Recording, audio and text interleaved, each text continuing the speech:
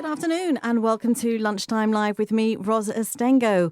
We celebrated International Nurses Day this week, and the Nurses, Midwives and Health Visitors Registration Board launched a code of professional conduct and ethics. It contains 9 statements on issues such as equality, social justice, professionalism and confidentiality, and it also provides guidance on personal behaviour as well, such as the responsible use of social media. Well, here to tell us more about the code is the person responsible for drafting it. It's the chairman of the NRB, Ian Felice.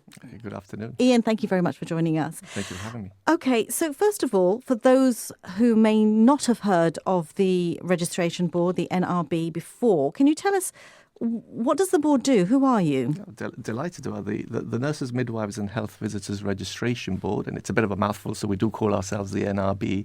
We're a statutory body set up under the Medical and Health Act 1997, and we have 2 principal roles.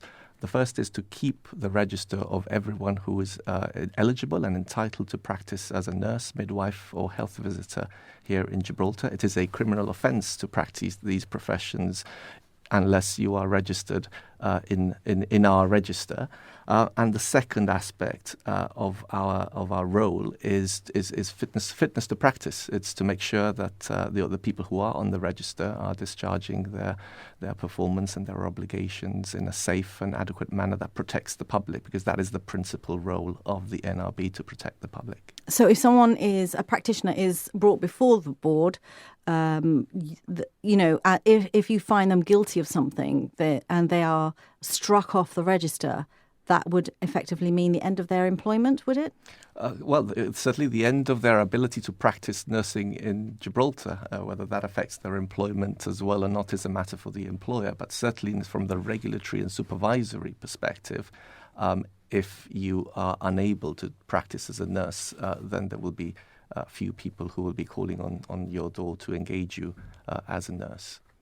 Okay, so this code of professional conduct and ethics, why has it taken so long to put together?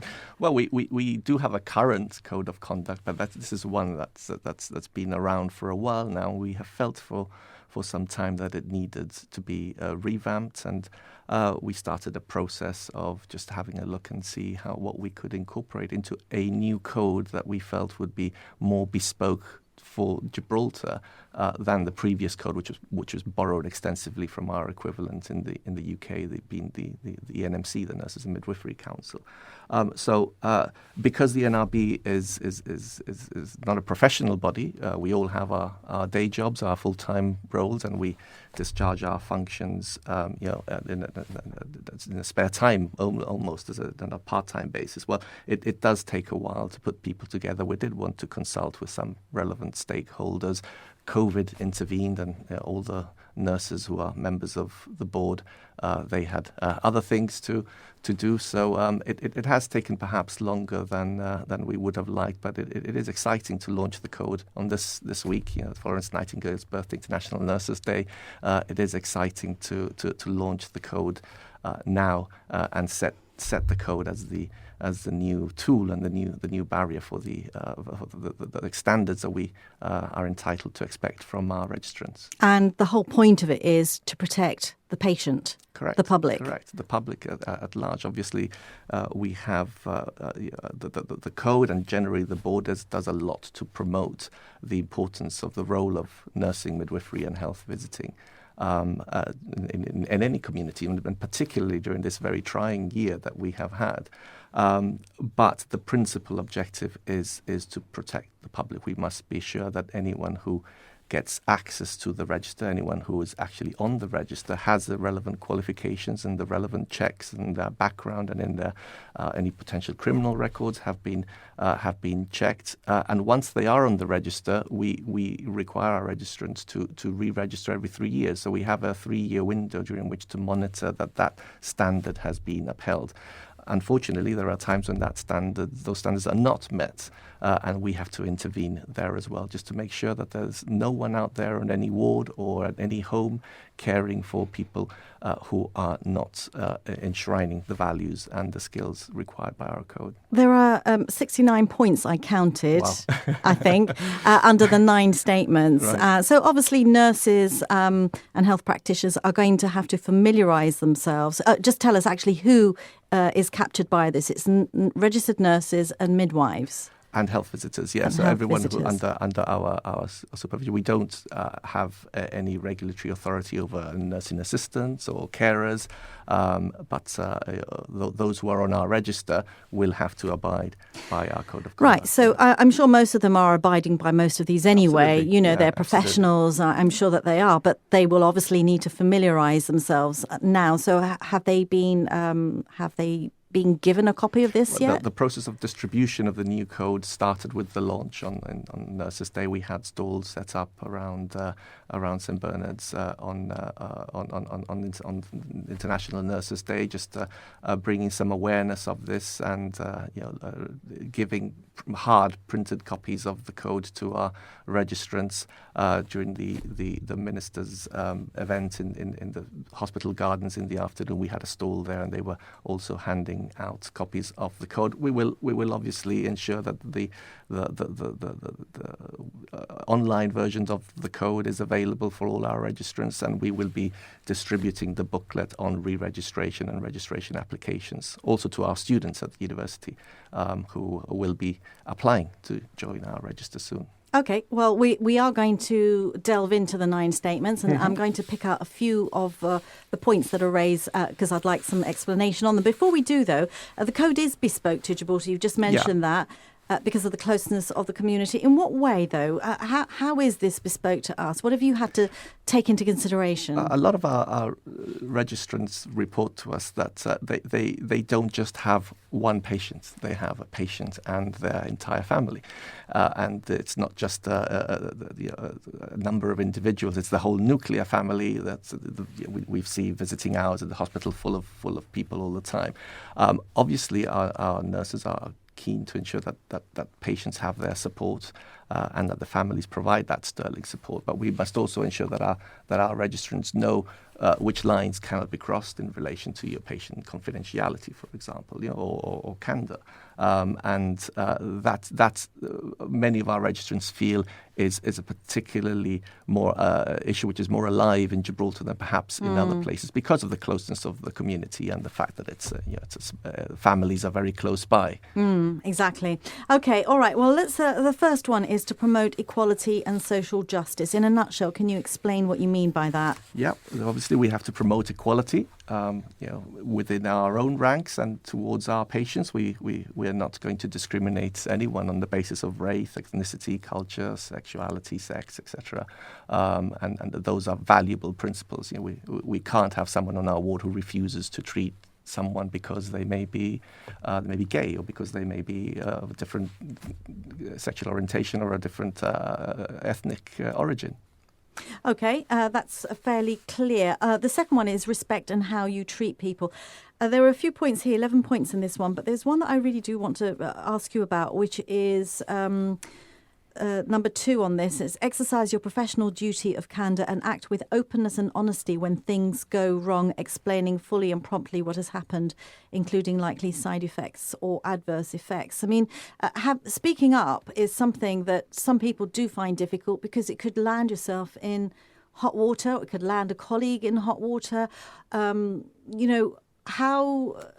do you sort of comfort nurses that it's okay to sort of speak up? It is a difficult and a sensitive one, but it's also potentially the difference between life and death.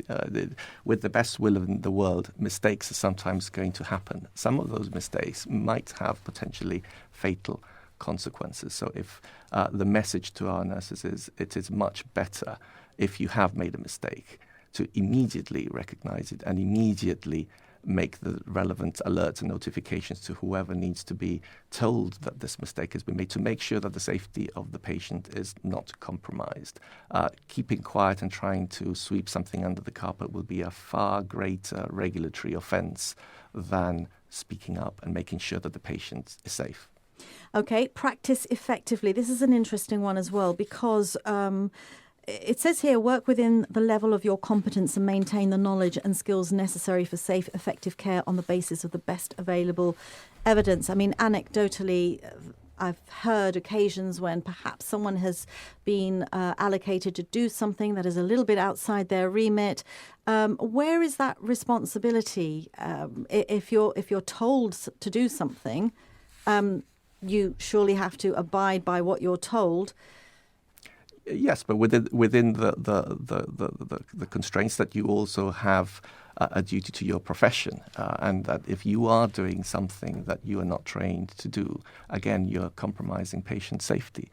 And that is something that you need to be very clearly put on the record, that is something that you're not comfortable with. And we can help with that. You know, if a nurse, a registrant does feel that they are being subjected to that level of pressure, then, you know, we can help with that. And this is where the autonomous profession comes in. Correct. It's a label that's been used this week. You must have heard it a few times in all the nursing events that have happened this week. And that's entirely right. You know, we're an autonomous profession. We have over 750 people on our register, so we must be one of the sort of the larger professional regulatory bodies that there is in Gibraltar. And you owe duties to your profession just as much as you owe duties to your employer, and just as much as you owe duties to your patients. Well, under the same statement, practice effectively, it says you must be able to communicate clearly and effectively in English, orally and in writing. I mean, we know a lot of nurses come from Spain, and I'm sure many of them are not as proficient perhaps as they might be. What happens there? Well, we expect them to be. You know, if one of our registrants was attempting to practice in Bulgaria, Romania, they would be expected to be proficient in the language there, and I think the same must be true here. Again, the emphasis is patient safety. If one of our registrants does not understand the language in which communication is happening on a ward, then that puts the patient in jeopardy. Okay, maintenance, knowledge, skills and maintaining knowledge, skills and competence. It says continually maintain professional development to keep your knowledge and skills up to date and gain competence within your scope and practice in order to provide safe and efficient evidence-based care. Now, surely isn't that the onus on the employer to ensure that? This seems to place the onus on the employee. Yeah, the onus is on even if you're not in employment, if you're a nurse on the register but you're not employed, it is still your duty to make sure that you are proficient with up-to-date knowledge and up-to-date skills. Certainly, it's on you to ensure that you have an ability to access appropriate training and appropriate CPD, and again, if that is an issue that registrants are struggling with, we can help with that. But the onus is very much on the nurse. We would expect our registrants to take pride in continuing to develop their skills and become better as their career progresses. Okay, promote professionalism and trust. There's a point here that says you must ensure whilst working within your professional role that you do not at any time express your personal beliefs, including political, religious or moral, in an inappropriate manner. It says inappropriate manner, but I wanted to ask you about wearing religious symbols, for example, because that expresses your religious belief. Can you express it as long as it's not inappropriate? No, it's an interesting one that's never come before us before. But yes, we're certainly not going to deny anyone their individual beliefs, but they have to be expressed in an appropriate manner, and certainly in a manner that doesn't cause any discomfort to the patients. If the outward wearing of any symbol, religious or otherwise, is causing discomfort to patients, then we would expect the nurse to recognise that and to act appropriately. Okay. We then have promotion of health and well-being. Let's have a look at here. Ensure that any particular institutional behaviours or unprofessional practice that may compromise a person's health and well-being are reported promptly. Again, institutional behaviours. A nurse might think, look, I don't want to rock the boat and cause problems for myself, but you're encouraging people to step forward. I mean, that's quite a big responsibility there. It is. And we feel it's one we can entrust our registrants with. If there are poor practices happening, our nurses, our midwives, our health visitors have a duty to call it out. Okay, so then a few others. We've got consent and boundaries, there's respect, confidentiality, and there's also guidance on record keeping. Also guidance on countersigning. You can't countersign something unless you've actually witnessed something taking place. And then we go on to the minefield of social media. Social media is a very difficult one. It says here, you have to be careful with blurring those relationships between, those important professional boundaries. And it's very difficult in a small community such as ours, as you've mentioned yourself. But nevertheless, something that they should be mindful of. It says here, it's unacceptable for nurses and midwives and health visitors to discuss matters related to the people in their care outside clinical settings. What about if no names are mentioned? Well, certainly social media is important in all facets of life. As the demographic of our registrants becomes lower in age, then we expect that they will be proficient and in the use of social media and active social media users, and there's no reason why they can't be so. The point and the emphasis made here, I think, is that the social media use has to be responsible and not in a manner that puts you in conflict with any of your professional duties. Okay, and this is a very last point, a very interesting one. If you have used social media for a number of years, it's important to consider in relation to the code what you have posted online in the past. I can just see everyone reaching for their social media and pressing delete. Is that what you're recommending? Never a bad thing to have a look at things we might have said or posted. Right, in, so a different environment. Yeah. So familiarise yourself with the code, and if there's anything that breaches, get rid of it. Absolutely, yeah. And if there are any doubts, reach out to us. Reach out to the NRB. Reach out to representatives of the NRB who you might know, might be close to, and we're happy to advise you and give you some guidance. Okay, thank you very much, Ian Felice, for coming in to talk to us as chairman of the NRB, partner at Hassan's. Thank you very much for joining us. Stay with us. We have Spanish.